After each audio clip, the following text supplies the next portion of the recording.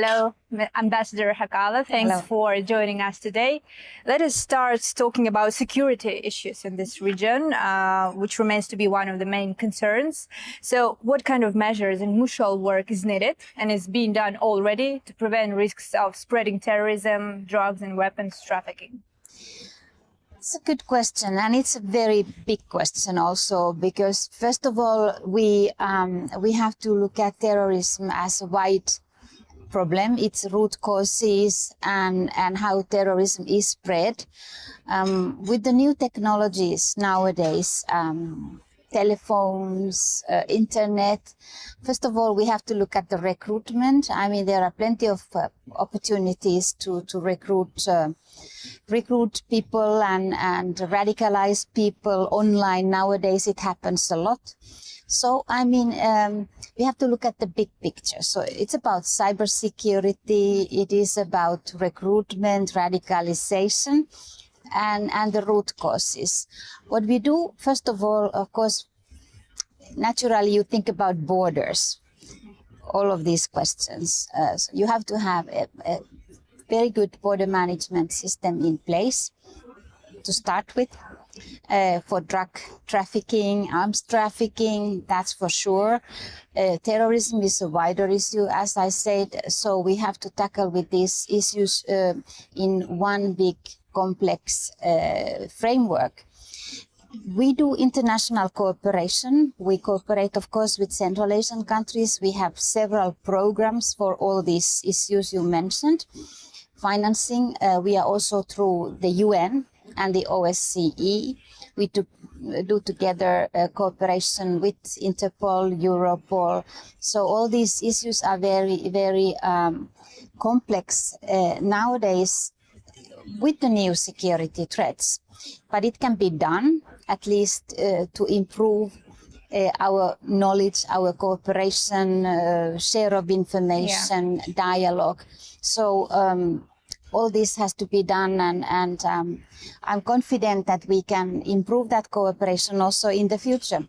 Will this work be strengthening in the future on this regard, on the issues of security? Yes. Look, I mean, actually, we have been discussing with Kazakhstan, but also with other Central Asian countries in our regional dialogue about improved cooperation in counterterrorism, also, mitigating the risks of radicalization, extremism. That's very important. It's very important, and it happens. It happens everywhere. But when we talk about the big risks, this comes also with the new technologies. So we have to understand better what's going on online and offline. Mm-hmm. This platform, I mean, Central Asian Security and Cooperation Forum, gathered experts and diplomats from countries like Japan, USA, European Union from one side, and Iran, Russia, China from the other side. So what is potential for finding some common solutions within the context of the future of Asia? Well, look, I mean, I think this has been, first of all, I want to commend the Institute for Strategic Studies. I mean, they've done a great job organizing this event. It's 2 days intensive dialogue and talk, and I think it's a good start. Of course, we have a polarized narratives in today's geopolitical context, but there's a lot of willingness to try to find ways and solutions for enhanced dialogue, and it's a good start for that. I would say that there are opportunities as we speak. Also, there is a big meeting going on in Jakarta, EU-ASEAN summit, and I say that that's the only way out. I mean, to have dialogue, and this forum has shown that the think tankers, academia, politicians, diplomats are engaging themselves in the dialogue, and of course dialogue is possible. I mean, dialogue is always possible. I mean, you always have to talk to people and have the dialogue. So absolutely. The transit and transport potential of this region, Central Asia, was mentioned several times. The Minister of Foreign Affairs of Kazakhstan has just welcomed this idea of making Central Asia an international logistic hub. So how do you think what Central Asia could be in the future? Well, connectivity is the topic of the day. I mean, it is also the priority of the EU Central Asia cooperation, EU Kazakhstan cooperation. You have been promoting the middle corridor for years already. It's in place. Yes. Now what we have done actually in the regional context is that we have launched this dialogue on connectivity. We have actually paid for a study on sustainable transport, which was conducted by the EBRD. We launched it in Samarkand last year and also in Almaty in our economic forum. It's out online, so everybody can go and see what the results are. We have to work to improve the connectivity very much with Kazakhstan, but also with the whole region. It's about transport. It's about digitalization. Our services have so to say paperless borders. I mean, to speed up the deliveries and the timings for transport of goods. This is going on, and of course it takes some time. It doesn't happen overnight. When we speak about how to upgrade our logistics and improve the port facilities. Let's say here, for instance, the Aktau port I visited myself. So there's serious work going on, not just between European Union and Central Asia or Kazakhstan also in that matter, but with other countries like Japan, India, Turkey.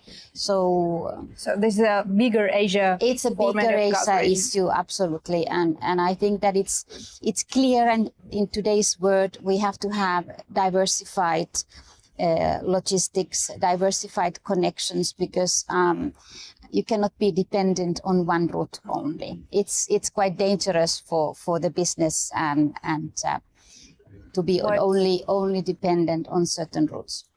And what are the main challenges and obstacles of on the way of this connectivity idea?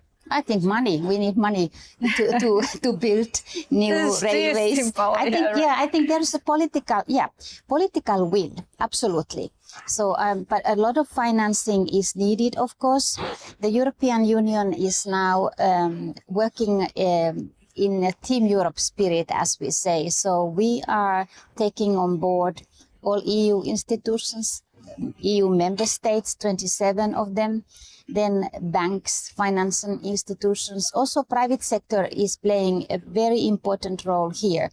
And I would say that, there is money around, of course, but the point is that we have to get it where the priorities are and then work. I mean, we have to speed up the processes, absolutely. But there's a political will.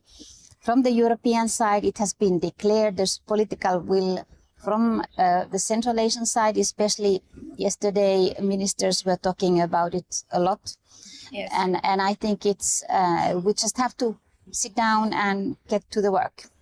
And how does European Union see the potential of its future cooperation with Kazakhstan in general? And well, there is a big potential. I mean, I think that we have seen the increased activities. We have actually upgraded the level in that sense that Central Asia, also Kazakhstan, we are talking on the highest level from president to president. Also in European countries, we've seen several European high-level visits Yes, we can say it like an activization of yes, I think that it's clear. It's clear. It's happening on a daily basis. It's getting very natural that we have these high-level contacts, telephone calls, meetings bilaterally, but also Central Asian leaders with the European Union. So I see a big potential. We have our framework agreements, which are up and running. We have increased activities. We signed a memorandum of critical raw materials, so the supply chains will be established better with the connectivity, improved connectivity.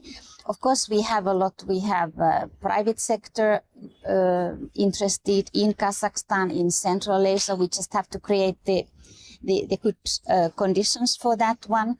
We work with academia, civil society, which is an important part of this cooperation. I mean, civil society is actually the one which flourishes very much on both sides. So we try to kind of engage everybody, educational cooperation. So I see a lot of perspectives for the future still to activate. You can always activate more, but I would say that I'm quite satisfied myself how it looks nowadays. The potential is there and it's basically endless. Yes, and finally, do you agree with the thought, with the idea that 21st century will become a century of Asia? Well, time will show. Time will show. I mean, absolutely, there is a lot of activities, a big potential in Asia, absolutely, but also big challenges. Let's face it. We need sustainable development everywhere. We need to cooperate. We need to have a dialogue, and absolutely, the growth, economic growth is in Asia, and let's see now how we all can make it work in that sense. That what will happen, I think, at this point, main thing is to find dialogue and cooperate. That's very important things. Yes, that's the foundation. Yes. Thank you, Ambassador Hakala, for joining us and answering our questions. Thank you very much. Thank you.